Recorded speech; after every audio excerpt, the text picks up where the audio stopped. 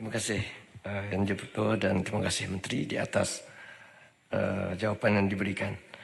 Antara yang saya sebut dalam perbahasan semalam, bahawa konflik di antara Mahkamah Sivil dan juga Mahkamah di peringkat negeri syariah ataupun Undang-Undang Sivil dan Syariah ni, saya tak fikir walaupun kita ucap tahniah atas usaha kerajaan menubuhkan jawatan kuasa khas ini, tapi dia akan mengambil satu jalan yang panjang.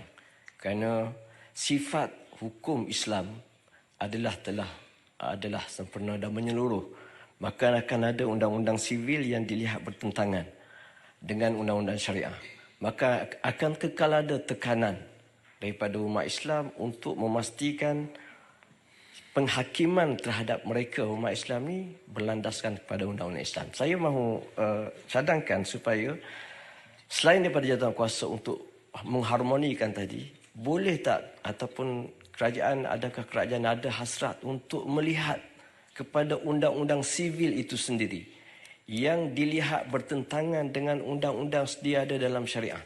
Lalu kita cuba pula supaya kerajaan mencadangkan supaya di peringkat sivil ni cuba pindah supaya undang-undang sivil dalam negara kita ni tidak dilihat bertentangan dengan undang-undang syariah. Apabila apa-apa yang bertentangan tu dipindah, ditambah baik sehingga umat Islam ni rasa selesa sama ada nak pergi ke mahkamah syariah ataupun ke mahkamah sivil, mereka melihat bahawa ia adalah sama, iaitu sudah diharmonikan dua undang-undang yang ada dalam negara kita ini. Terima kasih. Tuan Yang Di-Pertua, Tan Sri, bagi laporan. Tan Sri Yang Di-Pertua, saya rasa dari segi perundangan ini, landasan perundangan dan keutamaan priority the highest the supreme law adalah perlembagaan.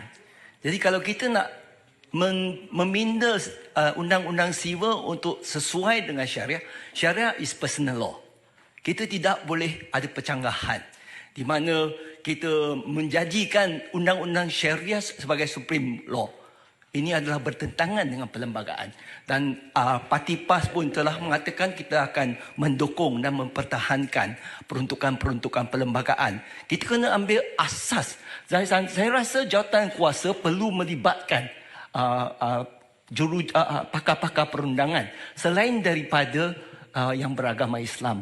Kerana dari segi perspektif perundangan perlembagaan, kalau tidak, sekiranya ada wakil-wakil yang memberi pandangan dari segi perspektif Islam, orang yang beragama Islam rasa susah, janggal untuk mengatakan sesuatu yang bertentangan. Ya, Ahmad. Tetapi itu bukan masa berucap, ya, Ahmad, ni bertanya. Ya, saya cuma nak menjelaskan supaya menteri mengambil maklum dan mengutamakan perlembagaan.